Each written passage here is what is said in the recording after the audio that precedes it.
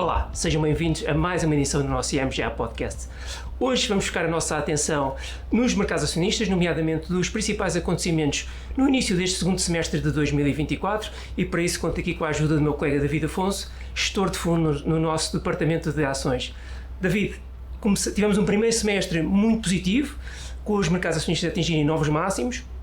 Julho continua esta toada, portanto, com os mercados a continuarem a avolumar retornos positivos. Agosto a coisa é um bocadinho diferente, mas já lá iremos. Como é que tu analisas este início do segundo semestre, desculpa? Bom, efetivamente, quem olhar apenas para os retornos do mês de julho, com ganhos muito ligeiros nos principais índices globais, vê que houve esses retornos muito ligeiros, se calhar passa-lhe ao lado a turbulência que aconteceu intra-setorial, intra-estilos, ou seja, para nós foi mesmo um mês vivido com muita intensidade. O que é que aconteceu em julho? Basicamente, houve uma reversão muito grande de momentum. Esta definição do momentum, nós já falámos aqui no passado dos podcasts, e tem simplesmente a ver com a questão do ímpeto das ações, ou seja, se elas estão com uma tendência ascendente ou com uma tendência descendente. Se nós nos lembrarmos, como tu disseste, no primeiro semestre, os mercados continuaram a fazer muito bem e continuaram a ser preferidas aquelas ações, aquele punhado de ações que tinha sido preferido no ano de 2023, muito assentes naqueles estilos mais de crescimento, mais de inteligência artificial, com temas muito específicos. Mas a verdade é que neste início de julho, as ações que tinham sido mais preteridas foram aquelas que beneficiaram mais nesse momento. Ou seja, aquelas empresas, por exemplo, defensivas fizeram particularmente bem, empresas de capitalização bolsista mais pequena também estiveram muito fortes. Outra questão importante, mas que também está de alguma forma relacionada, é a questão da abrangência dos retornos. Como eu referi, em 2023 tivemos uma performance muito boa, mas basicamente sempre assente em 5, 6, 7 nomes, as 7 magníficas, que puxaram muito pelo mercado, e a verdade é que essas outras empresas que tinham ficado um pouco mais esquecidas fizeram bastante bem no mês de julho. E deixa-me terminar a minha resposta tentando mostrar que é importante ter um portfólio bastante diversificado para quando este tipo de momentos acontecem, nós estarmos de alguma forma precavidos. E por isso, quando um investidor investe através de um fundo de ações, consegue logo obter um portfólio diversificado que permite ter exposição a estes diversos estilos, fatores, setores. E de alguma forma imunizar um bocadinho esta volatilidade que nós de vez em quando vemos. Falava eu de agosto, que era um caso um bocadinho diferente, e assim foi, principalmente nos primeiros dias. Tivemos os mercados envolvidos nos primeiros 3 dias a corrigirem cerca de 8%, tivemos inclusivamente o Japão num só dia a corrigir mais de 10%. Muito se falou sobre isto, a verdade é que se calhar não há uma só razão, mas há diversas razões, mas se calhar uma ou outra sobressaiu para estas correções. Sim, pensa dizer? Há uma particular que efetivamente condicionou ali os mercados numa segunda-feira um pouco negra para os mercados, mas deixa-me iniciar a minha resposta tentando dar um pouco de contexto para tentarmos perceber porque é que depois aquele movimento final foi assim tão importante. Bom, começando pela parte macroeconómica, a verdade é que a retórica macro mudou um pouco ao longo deste ano. No início do ano estávamos muito preocupados com a questão da inflação, a verdade é que paulatinamente ela tem vindo a cair, mas agora estamos preocupados como é que a economia vai sair desse momento de taxas de inflação altas e taxas de juros também altas. Será que vai haver o soft landing, o hard landing, no landing de todo? Portanto, a retórica passa agora um bocadinho mais para o lado do crescimento e não tanto para a inflação.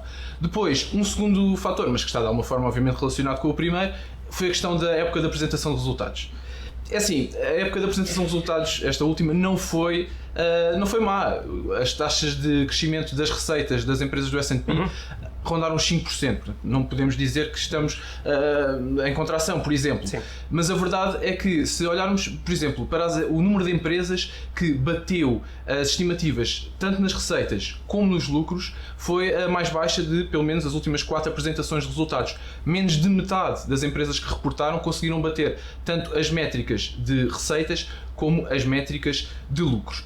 Um outro efeito que ainda também tivemos foi o relatório de emprego dos Estados Unidos. Tem sido muito esta questão do emprego a dar alguma robustez aos retornos, e a verdade é que o último relatório do mês de julho veio com alguma fraqueza, com alguma dificuldade da economia norte-americana em criar novos postos de emprego.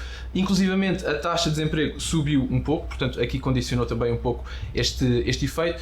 E depois, por fim, então, no fatídico dia em que o Banco Central do Japão decidiu aumentar em apenas 15 pontos base a sua taxa diretora, a verdade é que houve aqui uma estratégia de investimento que é conhecida como carry trading. Basicamente, os investidores pedem dinheiro emprestado em ienes a uma taxa de juros muito baixa para depois canalizar esses investimentos para ativos de maior risco.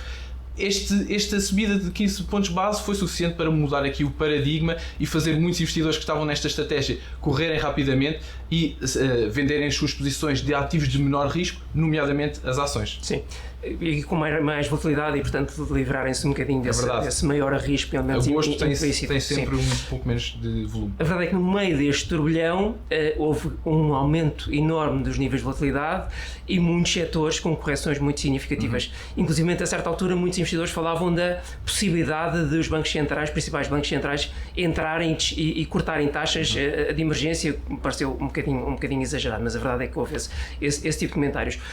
Achas que houve algum fundamento para estas correções no início do mês ou foi tudo um bocadinho irracional? Assim, eu diria que, na minha opinião, foi um bocadinho excessivo. Foi um movimento um pouco exacerbado por parte dos investidores, especificamente naquela segunda-feira. Porquê? E eu digo isto recorrendo de um facto simples, que é, no final dessa semana, praticamente essa queda dessa segunda-feira já estava recuperada. Ou seja, nós passámos de uma retórica também, de uma segunda-feira em que tudo parecia perdido e era preciso chamar o Jerome Powell das suas férias para vir cortar taxas de emergência, para afinal a Fed já está ahead of the curve, está tudo bem, as taxas vão normalizar, vão fazer o seu caminho normal, portanto não há grande stress. Basicamente, eu diria que isso também é um outro benefício de termos um gestor profissional, através de um fundo de investimento, a olhar para os nossos investimentos. Porque, de alguma forma, um investidor profissional espera-se que leia e veja esses acontecimentos mais agressivos de uma maneira mais fria, não atue tão a quente, simplesmente reavalie as suas teses de investimento e veja se elas ainda fazem de alguma forma algum sentido. Por outro lado, o investidor também deixa de estar tão suscetível a estas notícias que às vezes aparecem nos jornais, quando às vezes vemos nas parangonas a questão do índice do medo. Se calhar algum investidor de retalho que não seja tão instruído vai se assustar com estes títulos, quando na realidade um investidor profissional que já tem alguma experiência vai apenas absorver esta informação, incorporá-la nos seus modelos e vai saber melhor como agir com estes novos dados. Para finalizar, David, tu falavas dessa recuperação importante que se seguiu a 3 dias catastróficos quase no mercado acionista, mas a verdade é que com esta recuperação e ao dia que estamos a gravar este podcast, os mercados estão quase a atingir novos máximos do ano. Importa, portanto, olhar um bocadinho mais para a frente, faltam-nos 4 meses e um bocadinho mais para o final do ano. O que é que tu achas que nós podemos ter pela frente para os mercados acionistas até o final do ano? Eu acho que há vários fatores que podem influenciar a performance dos mercados até ao final do ano, mas eu diria que o mais importante, e é por aí que vou começar a minha resposta, é a questão macroeconómica. O foco está muito nesta questão do crescimento. E a verdade é que os dados macro são sempre muito importantes, mas temos reparado que a volatilidade tem aumentado bastante no dia em que há a divulgação de alguns dados macroeconómicos. Por outro lado, embora já seja bastante previsível que a Fed vá cortar as taxas de juros, eu diria que é muito importante entender o motivo, o porquê que a Fed vai cortar as taxas. Se por um lado vai ser de emergência, como já referimos há pouco, porque a economia está a fazer muito mal e é preciso agir de uma maneira, ou se simplesmente é um processo de normalização, porque efetivamente temos as taxas ainda a níveis de alguma forma restritivos e portanto é preciso normalizar as taxas, e aí seria uma resposta mais benigna da Fed ao estado da economia, eu diria. Depois temos o grande evento em novembro, as eleições norte-americanas. De alguma forma já conhecemos muito bem os dois candidatos. Por um lado temos o candidato republicano Donald Trump, que há 8 anos, quando venceu, até deu-lhe um rally bastante interessante desde o momento da sua vitória até ao final do ano de 2016. E de alguma forma as coisas não mudaram muito. A retórica é basicamente a mesma, o slogan é o mesmo, provavelmente as medidas que ele irá implementar, como é a questão do corte dos impostos, como é a questão das tarifas à China, provavelmente irão se manter também a mesma. E por outro lado temos a nova candidata democrata, Kamala Harris, mas sendo vice-presidente é basicamente uma candidata da continuidade.